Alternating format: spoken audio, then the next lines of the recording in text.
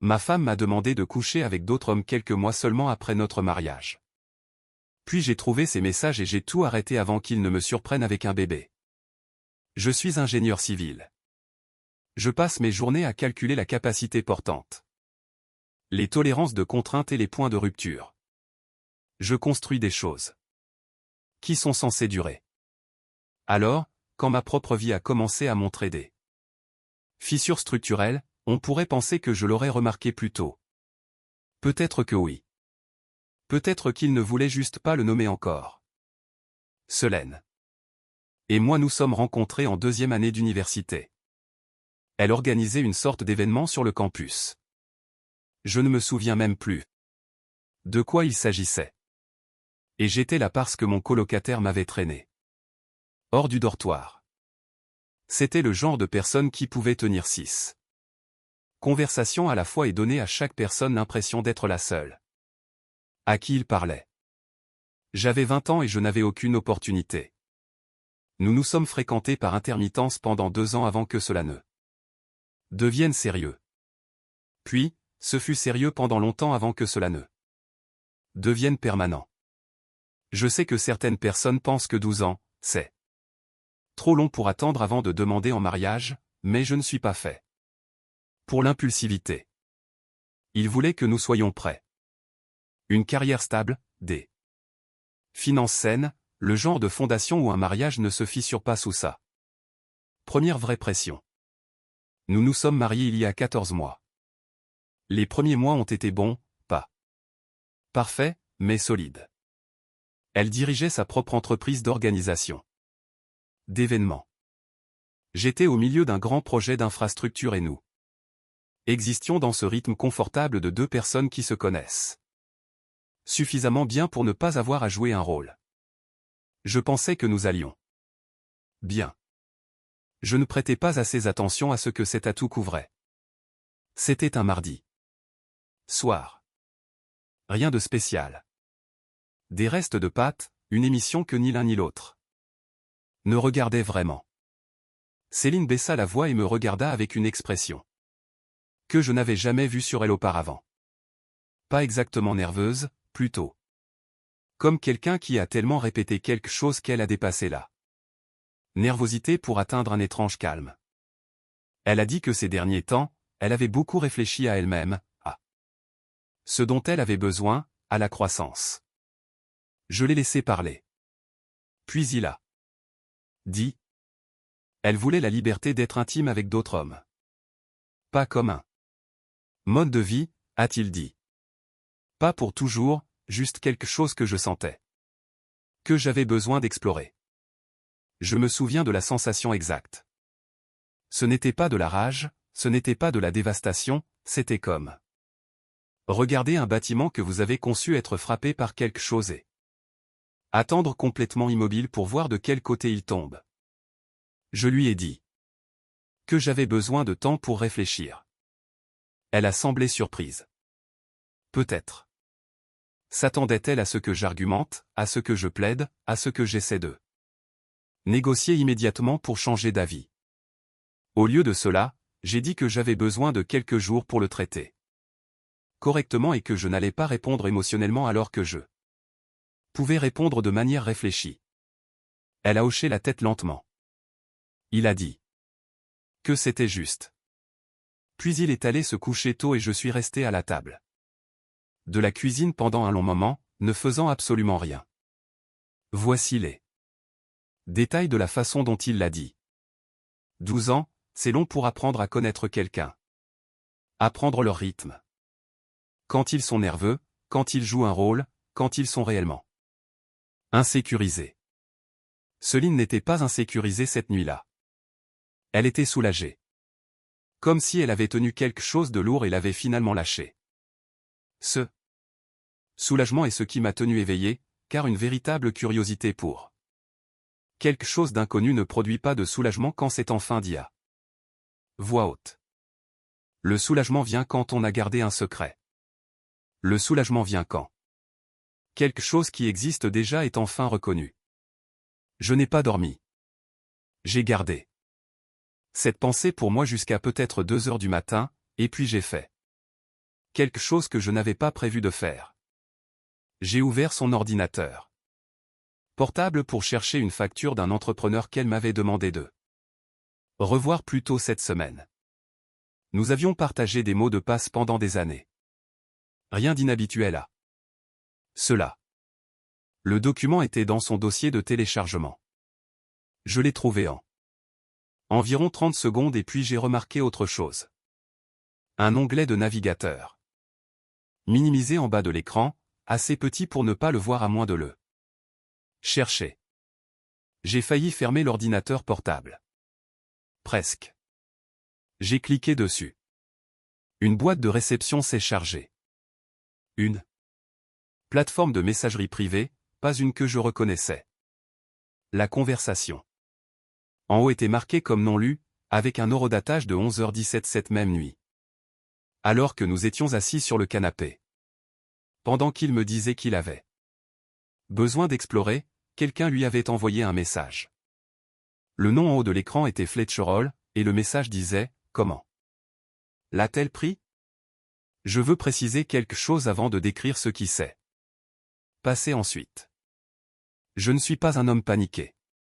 Ce n'est pas un trait de personnalité dont je suis particulièrement fier. C'est juste comme ça que je suis fait. Dans une crise, quelque chose en moi devient très calme et très concentré. L'émotion ne disparaît pas, elle va juste ailleurs temporairement. Et ce qui reste, c'est cette partie froide et méthodique de mon cerveau qui commence à demander pourquoi avant de demander quoi. Donc je n'ai pas claqué mon ordinateur portable, je n'ai pas fait irruption dans la chambre. J'ai tiré une chaise, me suis assis droit et j'ai lu Fletcher Hall. Je connaissais vaguement le nom un gars de l'université de Solin, un agent immobilier, qui apparaissait occasionnellement dans ses commentaires sur les réseaux sociaux. Une de ces personnes qui existent à la périphérie du monde social de votre partenaire, et auquel vous ne pensez jamais. Pourquoi? Pourquoi le feriez-vous? Maintenant, je l'ai fait. La conversation remontait à 11 mois. Je l'ai lu. De la même manière que je réviserai un rapport structurel de bout en bout, sans rien sauter, sans tirer de conclusion avant que les données ne soient complètes. Et ce que j'ai trouvé n'était pas ce à quoi je m'attendais. Je crois qu'une partie de moi s'était préparée à quelque chose d'explicite, quelque chose de facile à catégoriser et à réagir. C'était pire. C'était une relation parallèle, pleinement développée et émotionnellement intime. Fletcher connaissait des choses sur notre mariage que je ne savais même pas être des problèmes. Selon Céline, j'étais émotionnellement fermé, trop axé sur ma carrière. Je ne la faisais pas se sentir vue. J'étais trop pratique, trop mesuré, pas assez spontané. Maintes et maintes fois, message après message, elle avait raconté notre vie à cet homme, et elle l'avait raconté de manière à me positionner comme la raison de son malheur et Fletcher comme la personne qui la comprenait. Vraiment. Il y a une douleur particulière à lire quelqu'un recadrer 12 ans de votre vie en un argument expliquant pourquoi vous n'avez jamais été suffisant. Je l'ai ressenti. Je ne vais pas prétendre le contraire, mais j'ai continué à lire. Puis, j'ai trouvé la partie la plus importante. Il y a environ 7 mois, Fletcher avait écrit « Tu dois lui dire ». Présente-le comme une exploration, comme quelque chose dont tu as besoin pour ta croissance. S'il t'aime, il comprendra, et s'il ne le fait pas, alors tu le sauras. La conversation que j'avais eue 2 heures plus tôt sur ce canapé n'était pas l'idée de Céline. Elle ne s'était pas réveillée un jour avec une révélation personnelle. Elle avait été coachée étape par étape par un homme qui avait une raison très précise de vouloir que leur mariage se développe avec une porte ouverte. J'ai vérifié les horodatages. Je suis ingénieur. Les chronologies sont instinctives pour moi. J'ai relevé les dates, les ai comparées à des souvenirs. Notre fête de fiançailles, la marche finale du mariage, le dîner de répétition. Les premiers messages que j'ai pu trouver dans cette conversation dataient de 4 mois avant notre mariage. 4 mois avant de marcher dans l'allée, elle était déjà profondément engagée dans une relation émotionnelle avec un autre homme. Je me décrivais déjà à lui comme étant insuffisant. Je le laissais déjà façonner sa pensée sur ce que je méritais. J'ai tout photographié. Méthodique, exhaustif. Chaque conversation, chaque horodatage, chaque message qui établissait le contexte. J'ai créé un dossier sur mon disque cloud personnel, les verrouillés. Avec un mot de passe qui n'avait rien à voir avec. J'ai regardé tout ce que Céline pouvait éventuellement deviner et j'ai tout téléchargé. Puis j'ai fermé l'onglet du navigateur exactement comme je l'avais trouvé. J'ai fermé mon ordinateur portable et l'ai remis à la même position sur le comptoir. Je suis allé me coucher. Je me suis allongé à côté d'elle dans l'obscurité, j'ai écouté sa respiration, et j'ai pensé au fait qu'elle avait commencé la conversation, puis était allée dans le salon et avait prononcé son petit discours, puis était retournée au lit et s'était apparemment endormissant. Aucune difficulté. Cela m'a appris quelque chose d'important sur la personne à qui j'avais vraiment affaire. Le matin, j'ai fait du café, je lui ai dit que j'avais réfléchi et que je voulais avoir une vraie conversation sur ce qu'elle avait soulevé, mais pas pendant que je la traitais encore. Elle a souri, a tendu la main sur le comptoir et a serré la mienne. J'ai serré en retour. Puis je suis allé à ma voiture, j'ai roulé 2 pâtés de maison et j'ai appelé mon frère Conrad. Il a répondu à la 2e sonnerie. J'ai dit, j'ai besoin de ton aide pour quelque chose. Non, pas au téléphone. Il n'a posé aucune question, a juste dit, viens ce soir. Je suis arrivé chez elle à 19h avec mon ordinateur portable et une copie imprimée de chaque capture d'écran. J'ai tout étalé sur sa table de cuisine. Les messages, la chronologie, l'entraînement au tout. Conrad a tout lu sans dire un mot. Quand il a eu fini, il s'est penché en arrière sur sa chaise et est resté silencieux un long moment. Puis il a levé les yeux et a dit, « C'est elle que tu sais ?» Non. Bien, a-t-il dit. C'est ainsi que nous allons le garder.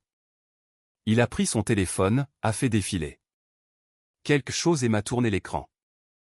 Avant de continuer, je dois vous montrer quelque chose que j'ai trouvé il y a 3 mois. Quelque chose dont je ne vous ai pas parlé parce que je n'étais pas entièrement sûr de ce que je regardais.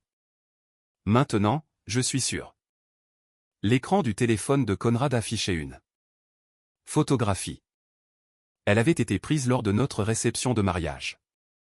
Un cliché spontané, légèrement incliné ou le genre de photo qui arrive quand quelqu'un lève son appareil photo au bon moment sans que personne ne le remarque. Sur l'image, Petraba, la meilleure amie de Solène et demoiselle d'honneur, se tenait près de la sortie latérale de la salle, le dos à demi tourné vers la pièce. Le téléphone pressé contre son oreille, sa main libre levée à sa bouche comme les gens le font quand ils disent quelque chose qu'ils ne veulent pas que quiconque à proximité entende. J'ai reconnu le moment. Je l'avais vu s'éclipser de la réception 2 fois cette nuit-là et j'avais supposé qu'elle s'occupait d'un problème logistique. Petra était copropriétaire d'un studio de yoga et gérait toujours quelque chose. Je n'y avais pas beaucoup réfléchi depuis. Conrad, si. Il m'a dit qu'il avait remarqué son langage corporel les 2 fois où elle avait disparu. Trop tendu. Pour un appel de routine, trop délibéré dans l'angle qu'elle avait choisi. Quand elle est revenue la 2e fois, elle est allée directement vers Céline. Et lui a dit quelque chose d'une voix rapide et basse. Iselin a hoché la tête. Une fois puis a immédiatement redirigé la conversation lorsque Conrad s'est approché. Elle l'avait rangé. Puis, environ 2 semaines après le mariage, lors d'un dîner de groupe, j'avais entendu Petra dire à Céline, « Tu dois prendre une décision avant que cela ne devienne plus compliqué. » J'avais supposé qu'il S'agissait d'un contrat avec un fournisseur ou quelque chose. Litige. Professionnel. Maintenant, assis à sa table de cuisine, regardant mes captures d'écran, je ne supposais plus cela. J'ai pensé à Petra. Elle et Céline étaient proches depuis le milieu de la vingtaine, le genre d'amitié où elles finissent les phrases l'une de l'autre, connaissent les mots de passe l'une de l'autre et se présentent à la porte l'une de l'autre sans frapper. Si Céline portait quelque chose d'aussi important depuis presque un an, Petra non seulement le savait, mais elle le gérait. Elle était l'infrastructure qui maintenait toute l'opération. Conrad a suggéré que nous soyons méthodiques avant de toucher à quoi que ce soit d'autre. Pas de gestes illégaux, pas de drame, rien qui puisse compromettre ma position légale. Ce que nous pouvions faire, c'était travailler avec ceux qui m'étaient déjà accessibles. J'avais toujours une visibilité complète sur notre compte domestique. Partagé. Nous l'avions créé ensemble 8 mois avant le mariage pour gérer les dépenses. Partagé. J'ai examiné 12 mois d'historique des transactions ligne par ligne. La plupart étaient routinières. Puis je les ai trouvées. 4 retraits d'espèces, chacun entre 4 cents et 7 cents dollars, toujours un vendredi après-midi, pas de reçu correspondant, pas d'achat correspondant sur l'une ou l'autre de nos cartes dans les jours environnants. De l'argent liquide spécifiquement choisi parce qu'il ne laisse aucune trace. J'ai vérifié les dates. 3 des 4 retraits ont eu lieu les week-ends où Céline m'avait dit qu'elle était avec Petra à déjeuner, un week-end de retraite, un atelier de yoga.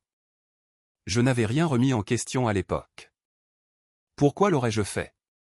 Puis j'ai vérifié son email. Nous avions créé un compte familial partagé au début de notre relation, utilisé principalement pour les abonnements communs et la gestion du ménage. Le compte personnel de Céline y était lié à des fins de redirection. J'avais toujours les identifiants de connexion, et quand j'ai regardé l'activité du compte, j'ai trouvé quelque chose qu'elle avait négligé quand elle avait construit sa double vie. Une vérification de récupération avait été envoyée via le compte familial lorsqu'elle avait configuré une adresse personnelle secondaire il y a 8 mois. Elle n'avait pas utilisé cette adresse pour contacter Fletcher. Elle avait été plus intelligente que ça, mais maintenant j'avais l'adresse elle-même. Je l'ai recherchée sur quelques plateformes. Elle avait été utilisée pour enregistrer 2 comptes sur une application privée de partage de calendrier. Un utilisateur était Céline. L'autre était enregistré sous une adresse email professionnelle appartenant à l'agence immobilière de Fletcher. Ils avaient un calendrier partagé. Ils avaient coordonné leur temps ensemble assez régulièrement pour avoir mis en place un système de planification. J'ai consulté les annonces de l'agence de Fletcher. Elle gérait plusieurs propriétés commerciales dans la ville, bureaux, location à court terme, appartements avec service. Une propriété, un appartement de 2 chambres entièrement meublé et avec service, avait été répertorié comme temporairement indisponible à la location depuis 7 mois. Pas d'explication, juste indisponible. Je l'ai montré à Conrad. Il a regardé l'annonce, m'a regardé, et a dit « Donne-moi le week-end ». Je ne lui ai pas demandé ce qu'il allait en faire. Conrad a passé 15 ans dans la sécurité privée. Après l'armée, il s'est observé sans être observé, documenté sans contaminer les preuves, et surtout, resté complètement dans les limites légales tout en découvrant exactement ce qu'il a besoin de savoir. Le même après-midi, j'ai appelé l'avocate Nora Asbiant. Elle avait la réputation dans cette ville d'être le genre de spécialiste en droit de la famille que les avocats adverses craignaient réellement. Non pas parce qu'elle était agressive, mais parce qu'elle était précise. Il avait obtenu son nom d'un collègue dont le propre divorce avait été traité si proprement et si décisivement que l'avocat de son ex-femme avait apparemment décrit l'expérience comme chirurgicale. Je voulais quelque chose de chirurgical. L'assistante de Nora m'a obtenu un Rendez-vous pour 2 jours plus tard. Je suis arrivé avec la documentation. Imprimée, organisée chronologiquement, marquée par catégorie, anomalie financière, preuve de communication, contradiction dans la chronologie. Je l'ai posée sur son bureau et je l'ai regardé la lire. Quand il a eu fini, il n'a rien dit immédiatement. Il a empilé les papiers soigneusement, les a mis de côté, et m'a regardé directement. Vous avez fait du bon travail ici, a-t-il dit. Mais il y a une autre chose que vous devez vérifier avant que nous parlions des prochaines étapes. Lors de la demande de prêt hypothécaire, vous avez tous les deux soumis votre déclaration financière conjointe. Son nom apparaît dans quelque chose. Quelque chose qui n'a peut-être pas été révélé à vous. Il a tourné son écran vers moi et a pointé une ligne dans le document scanné. Ce compte, en savez-vous quelque chose?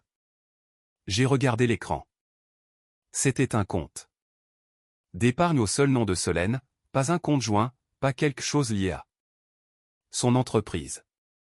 Un compte d'épargne personnelle avec un solde qui avait été enregistré sur notre déclaration financière conjointe à 23 000 $. La déclaration avait été déposée 4 mois après notre mariage dans le cadre de la demande de prêt hypothécaire que nous avions soumise ensemble. Je n'avais jamais vu ce compte de ma vie.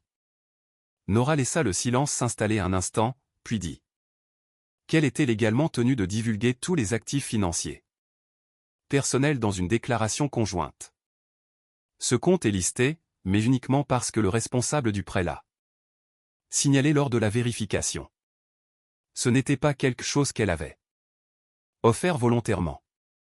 J'ai demandé depuis combien de temps le compte était ouvert. Nora a sorti la documentation justificative que la banque avait fournie pendant le processus de prêt. Le compte avait été ouvert 2 mois avant notre mariage. 2 mois avant notre mariage, Solène avait discrètement ouvert un compte d'épargne personnelle et commencé à y déposer de l'argent. Au moment où nous avons déposé notre déclaration financière conjointe 6 mois plus tard, elle avait 23 000 $ et pas une seule fois, ni pendant la planification du mariage, ni pendant nos discussions sur le prêt hypothécaire, ni pendant aucune des conversations financières que nous avions en tant que couple, elle n'avait mentionné son existence. J'ai posé à Nora la question évidente, d'où venait l'argent? Elle a dit que c'est exactement ce que vous devez établir avant que nous ne présentions quoi que ce soit, car pour l'instant, il pourrait s'agir d'économies personnelles qu'elle avait accumulées en privé, ce qui est légal, ou cela pourrait être quelque chose de complètement différent. La source compte énormément pour la façon dont cela se déroule devant le tribunal. Nous avons passé l'heure suivante à examiner la stratégie. Nora était méthodique. D'une manière que je respectais vraiment. Il ne catastrophisait pas, il ne dramatisait pas. Il a simplement organisé le plateau et m'a dit quelle pièce il avait besoin de positionner avant le premier mouvement. Première étape. Protéger immédiatement mes biens prénuptiaux. La propriété qu'il possédait avant. Le mariage devait être entièrement documenté avec des registres d'achat. L'historique du prêt hypothécaire et une trace documentaire claire établissant que Solène n'avait pas fait de contribution financière. Nora serait en charge de la structuration légale. Deuxième étape, séparer discrètement mes comptes d'épargne personnelle et mes comptes d'investissement de toute structure commune, sans les cacher, juste. Clairement délimités. Des lignes claires. Troisième étape, ne rien faire de visible. Pas de confrontation, pas de changement de comportement, rien qui puisse indiquer à Céline que la situation avait changé. J'ai achevé la séparation des actifs en 10 jours. Nora a soumis la documentation de protection. Tout était étanche et complètement légal. Puis j'ai tendu le piège, pas un piège dramatique, pas quelque chose de fabriqué. J'ai simplement créé les conditions pour que Solène fasse ce qu'elle prévoyait déjà de faire et puis je me suis écarté. Je lui ai dit un soir que j'avais sérieusement réfléchi à ce qu'elle avait dit. Que je voulais qu'elle soit heureuse, que je n'étais pas en position de prendre des décisions permanentes pour le moment, mais que je voulais qu'elle ait l'espace pour comprendre ce dont elle avait vraiment besoin. Pas de pression. Pas de surveillance, pas de questions. Je lui ai dit de prendre le week-end suivant pour elle. L'expression de son visage était presque difficile à voir. Il s'était préparé à la résistance. Il avait construit toute son approche autour de la gestion de ma résistance. Lorsque je lui ai offert une fenêtre propre à la place, quelque chose a scintillé dans son expression qu'elle a rapidement masquée. Soulagement. Puis recalcul. Il m'a dit qu'il avait de toute façon pensé à rendre visite à son cousin. Il prendrait le week-end. Il m'a remercié. J'ai dit, bien sûr. Conrad n'a pas suivi Céline ce week-end-là. Nous en avions déjà discuté. La suivre comportait le risque d'être découvert, et nous n'avions pas besoin de la suivre. Car nous savions déjà où cela allait. Au lieu de cela, Conrad a suivi l'activité publiquement visible de Fletcher, son calendrier professionnel, ses annonces immobilières, ses réseaux sociaux professionnels. Le vendredi soir, l'appartement avec service qui avait été répertorié comme indisponible pendant 7 mois a été discrètement mis à jour dans le système interne de l'agence. Conrad avait un contact qui travaillait dans la gestion de propriété commerciale pour une réservation privée très occupée. Le samedi matin, Conrad était garé à 2 pâtés de maison du bâtiment. Il a photographié la voiture de Selena sur le parking à 9h47. Horodaté. Localisation vérifiée. La voiture n'a pas bougé avant 16h. Il m'a envoyé les photos. Je les ai directement transmises à Nora. Puis je me suis assis et j'ai écrit une lettre. Pas à Céline, pas à Fletcher, pas à Petra, ce n'était pas menaçant, mais pas accusateur. C'était une seule question, soigneusement formulée, concernant la connaissance de Petra d'un compte d'épargne personnel au nom de Solène qui semblait avoir reçu des dépôts irréguliers d'un tiers, et si, compte tenu de l'implication étroite de Petra dans les discussions de planification financière de Solène. Elle avait un contexte qui pourrait aider à clarifier la source de ses fonds. Je l'ai envoyé à l'adresse email de l'entreprise de Petra un dimanche soirée. Je suis allé me coucher. Elle a répondu dans les 40 minutes non pas par un démenti, non pas par une question, mais par un appel téléphonique. Et au moment où j'ai entendu sa voix, j'ai su qu'elle n'appelait pas pour protéger Céline. Elle appelait pour se protéger elle-même. La voix de Petra était à peine contrôlée. Elle a commencé par des banalités. Elle a demandé comment j'allais. Elle a dit qu'elle avait envie d'avoir de mes nouvelles, que les choses avaient semblé un peu distantes entre nous tous ces derniers temps. Je l'ai laissé continuer. J'avais appris quelque chose d'utile ces 2 dernières semaines. Quand les gens ont peur, ils remplissent le silence. Vous n'avez pas à poser de questions. Vous avez juste à attendre. Elle est arrivée au fait après environ 90 secondes. Elle a dit qu'elle n'était pas sûre de ce que j'impliquais dans la lettre, mais elle voulait que je comprenne que toutes les conversations financières qu'elle et Céline avaient partagées étaient complètement informelles. Juste 2 amis qui parlaient d'idées, rien d'officiel, rien de contraignant. Elle a dit que le compte auquel je faisais référence était quelque chose que Céline avait ouvert indépendamment. Que Petra n'avait aucun lien légal avec lui, et qu'elle espérait que je ne tirais pas de conclusion hâtive. J'ai laissé un autre moment de silence passer. Puis j'ai dit, Petra, je ne vous accuse de rien. J'essaie de comprendre d'où provenaient des dépôts spécifiques dans ce compte. Certains d'entre eux ne correspondent pas aux revenus commerciaux de Solène. Si vous avez un contexte qui les explique, c'est le bon moment pour le partager. Il est resté silencieux pendant 4 secondes complètes. Je les ai comptés.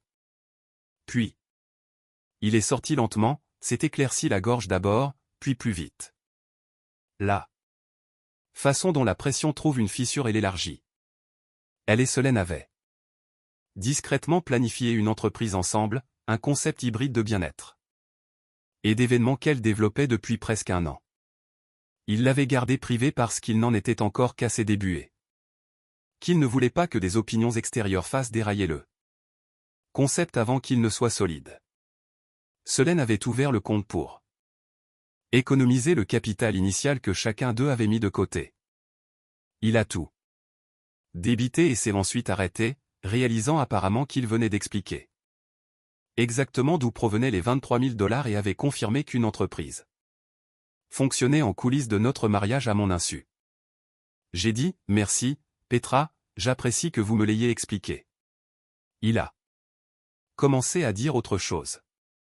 Je lui ai dit que je devais y aller, que j'appréciais son appel, et c'est tout. C'était un état de consentement unilatéral.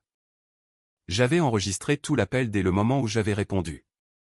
J'ai envoyé le fichier audio à Nora en 3 minutes. Nora a demandé le divorce 2 jours plus tard. J'avais déjà déménagé. Il l'avait fait silencieusement pendant 4 jours, prenant ce qui était à moi par petites quantités insignifiantes chaque matin. Pendant qu'Éline était au travail, quand les papiers lui ont été livrés un mercredi matin, je dormais dans la chambre d'amis de Conrad et tous mes biens personnels de valeur étaient déjà hors de cette maison. J'ai envoyé à Solène un seul message texte, pas d'appel, pas de lettre, pas de conversation. J'espère que vous trouverez ce que vous cherchez. Il a appelé 7 fois dans les 2 heures suivantes. Je n'ai répondu à aucun d'eux. Ce qui s'est passé ensuite est arrivé rapidement.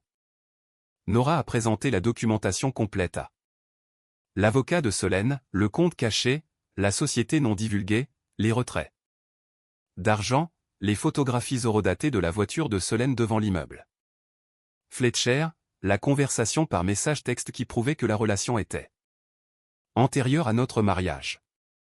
L'avocat de Solène était entré en s'attendant à négocier depuis une position d'égalité approximative.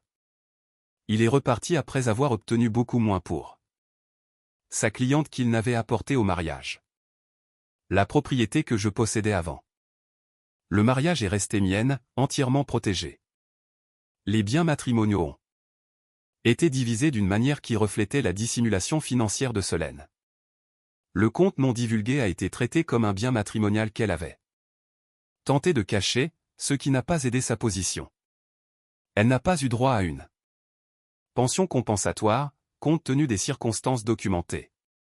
Il a signé les papiers un vendredi après-midi. Je n'étais pas là pour le voir. Nora m'a appelé quand tout a été terminé. Le reste s'est déroulé comme ces choses se passent habituellement, non pas en confrontation dramatique, mais en érosion silencieuse. Le partenariat commercial de Fletcher, un important projet de développement à usage mixte qu'il construisait depuis 2 ans, s'est effondré 6 semaines après le processus. Ses co-investisseurs en avaient suffisamment entendu parler via le réseau d'affaires local. Rien de spécifique, rien d'actionnable, juste la conscience générale que Fletcher avait été impliqué de manière centrale dans une affaire de divorce compliquée impliquant des transferts financiers cachés et une déclaration sous serment. Dans certains cercles professionnels, ce genre de réputation environnementale est suffisant. L'entreprise a été dissoute. Il a remis l'appartement de service en location. Petra a fermé l'emplacement de son studio de yoga où elle avait prévu de s'étendre.